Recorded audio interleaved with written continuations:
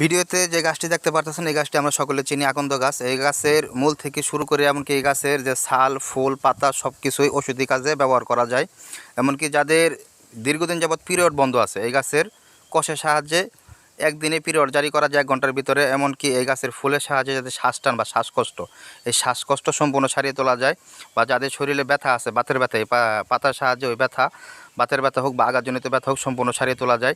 বা যাদের মলদ্বারে রক্ত যাবে অনিয়মিত মাসিক এই গাছের মূলের সাহায্যে অনিয়মিত মাসিক নিয়মিত করা যায়। এমনকি যাদের মলদ্বারে রক্ত যায় রক্ত পড়া বন্ধ করা যায়।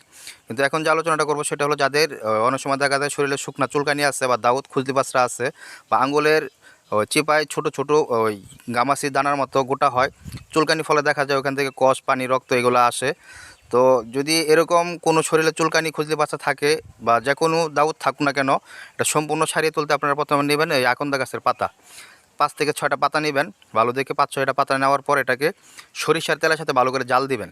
সরিষার তেলের সাথে ভালো করে জাল দেওয়ার পর যখন দেখবেন পাতাটা সম্পূর্ণ পুড়ে গেছে, পুড়ে যাওয়ার পর যখন দেখবেন যে এটাকে ভালো করে মিশাতে পারবেন তেলের সাথে একদম ফিনিশিং করে, সরিষার তেলের সাথে ভালো করে ফিনিশিং করে মিশাবেন। মিশানোর পর আপনার যে জায়গায় দাউদ আছে চুলকানি খুজলি পাতা যাই থাকুক না কেন বা আপনার আঙ্গুলের চিপায় বা রানের চিপায় গোটা আছে ওইখান থেকে পানি কষ ময়লা আসে ওই জায়গায় লাগালে দিনে 2বার করে কিছুদিন লাগে আল্লাহর রহমতে এটা সম্পূর্ণ ক্লিয়ার হয়ে যাবে।